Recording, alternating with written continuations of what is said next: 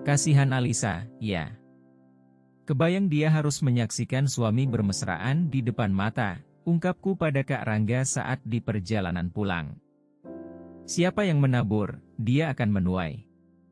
Kalau saja dia dulu mau bertahan dengan Arya, mungkin takkan begitu hidupnya, sahut Kak Rangga sambil melihat ke arahku.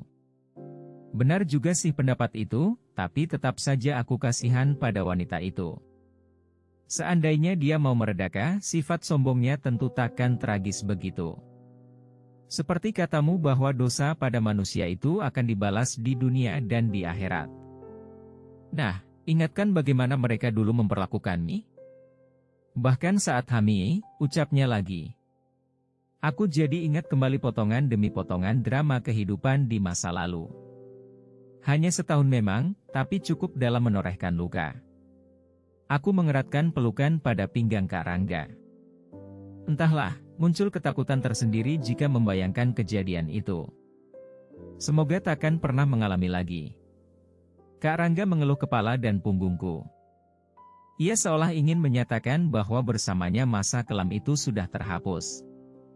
Semoga dan semoga kami akan samawa hingga raga bercerai dari nyawa. Ibu, ada apa? Kok, kelihatannya bingung, tanyaku pada wanita yang selalu salah meletakkan benda. Aneh sekali melihat kelakuannya akhir-akhir ini. Seperti sedang ada pikiran besar. Gak apa-apa, besok ibu pulang, ya. Nanti sesekali kamu, Farhan sama Rangga nginep di sana, ya. Kan gak enak ibu sama Rangga kalau sering di sini. Belum lagi kalau ada besan, ujar ibu sambil menepuk-nepuk pantat cucunya. Padahal anak itu sudah lelap. Gak enak kenapa, ibu? Memangnya aku ini siapa? Tanya Kak Rangga yang tiba-tiba sudah ada di kamar ini. Ibu jadi gelagapan saat ketahuan bicara begitu. Gak apa-apa, Nak Rangga. Itu ibu saja yang perasa, jawab ibu. Bu, jangan menganggap Rangga orang lain.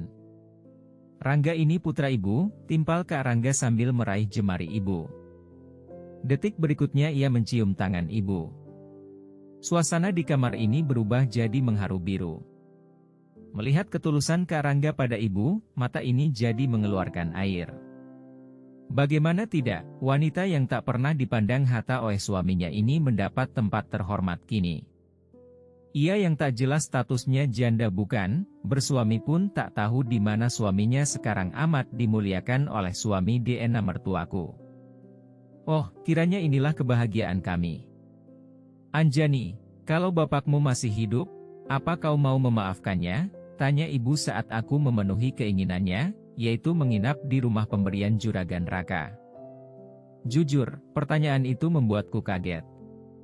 Lalu, terlintas tebakan bahwa keanehan ibu selama seminggu adalah karena perkara ini. Namun, dari mana ibu tahu bahwa bapak masih ada? Bukankah sudah lama dia tak ada kabar berita? Mang Yadi minggu lalu bilang pernah melihat bapak jadi preman di sebuah pasar. Tapi, enggak tahu benar atau tidak, tambahnya.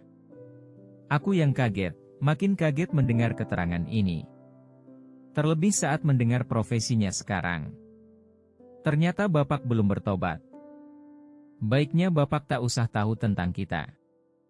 Nanti nyusahin lagi kayak dulu. Mukul ibu, ambil uang ibu dan membuat kita dikejar rentenir. Anjani mohon, ibu lupakan saja bapak, ya, tukasku pada wanita yang kini pipinya telah basah. Tak tahan melihatnya menangis, ku peluk tubuh ibu. Ku biarkan ia menumpahkan kesedihan yap sekian lama terpendam.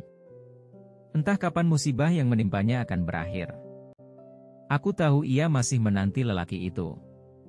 Ah, kenapa susah sekali melupakan orang yang telah menziolimo sepanjang usia perkawinan. Sehari setelah ibu menceritakan perkara ini, aku menghubungi Mang Yadi. Aku membayarnya untuk menyelidiki tentang bapak sampai jelas. Syaratnya ia tak boleh menceritakan pada siapapun tentang ini selama penantian hasil penyelidikan. Aku tak bisa tenang. Namun, sebisa mungkin bersikap biasa di hadapan Kak Rangga. Aku benar-benar tak ingin dia tahu tentang bapak. Takutnya bapak menyusahkan kami dan memanfaatkan posisiku. Aku tahu bagaimana sifat bapak. Ia akan melakukan segala cara demi mendapatkan uang. Bisa-bisa ketenangan yang susah payah kami dapatkan akan hancur dengan kehadirannya. Kenapa sayang, kok kayak kebingungan? Ceritain, dong, tanya Kak Rangga sehabis sarapan. Pria itu mungkin curiga dengan kondisi istrinya akhir-akhir ini. Kadang salah mengambil benda, atau tak tepat melaksanakan keinginannya, juga tak sadar kala disapa.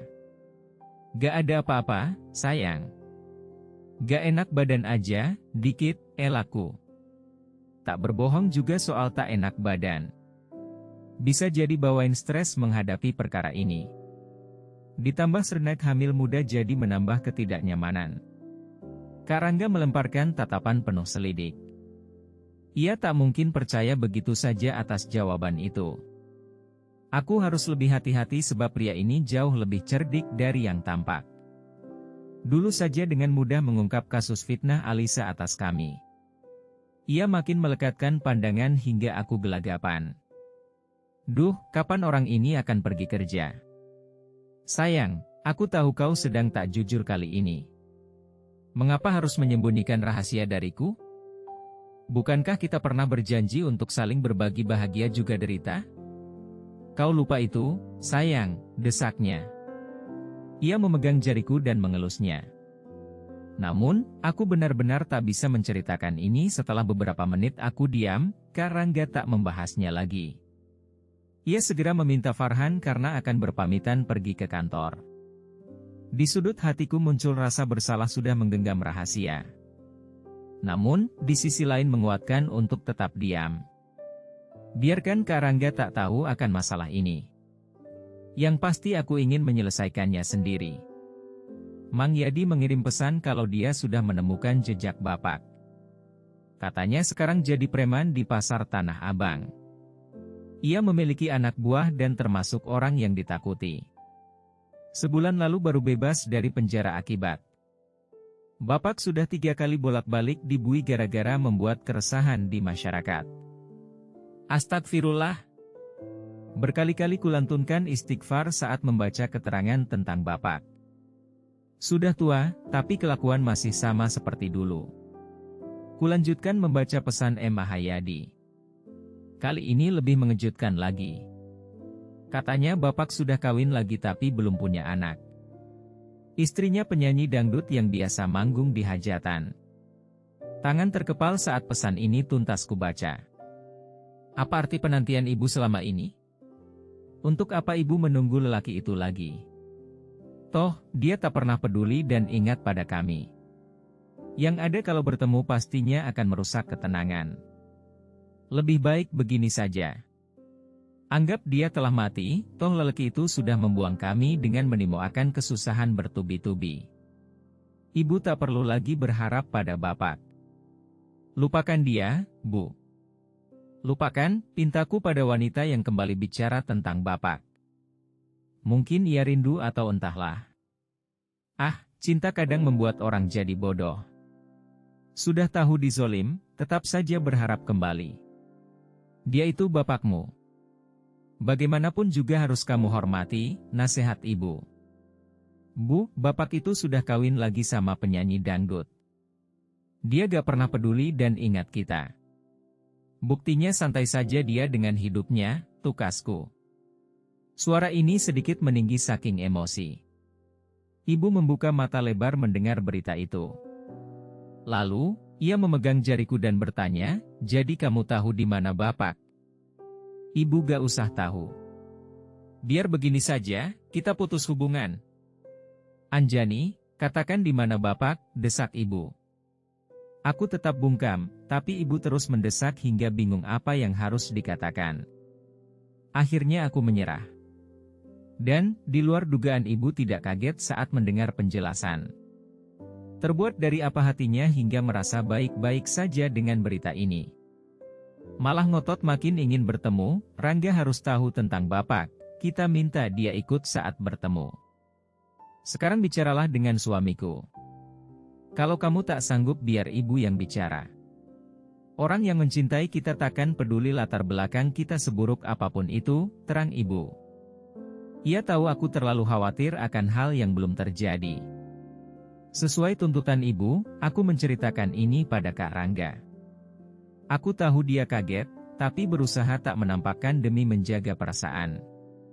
Lepas penjelasan, Kak Rangga bicara, aku akan atur pertemuan kalian.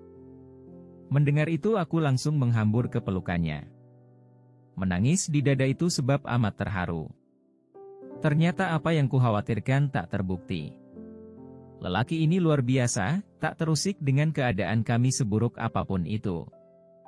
Lain kali jangan suka main rahasia, mending main ini, bisik Kak Rangga lalu ia memulai aksi nakalnya padaku. Hari ini Kak Rangga mengatur pertemuanku, ibu dan bapak. Tempatnya di salah satu rumah milik keluarga Suradi Sastra. Di tempat ini hanya ada barang-barang penghias rumah. Entah ini rumah keberapa yang mereka miliki. Pertemuan ini diatur oleh anak buah Kak Rangga. Tentang prosesnya sendiri aku tak tahu. Yang pasti katanya bapak datang bersama penjemput. 15 menit menunggu, akhirnya orang yang ditunggu datang. Lelaki berpakaian kucel itu sama kaget dengan kami. Wajah garangnya masih sama, juga dengan tatapannya, tajam serupa pisau yang siap menguliti. Kak Rangga menyilakan bapak duduk di hadapan kami. Masih dengan kondisi bingung sepertinya, lelaki itu menurut saja. Kak Rangga memulai bicara, ia mengenalkan diri sebagai suamiku. Lalu menyerahkan pembicaraan pada ibu. Bapak yang sudah kaget, makin kaget mendengar ucapan Kak Rangga. Ia pasti sadar menantunya bukan orang sembarangan.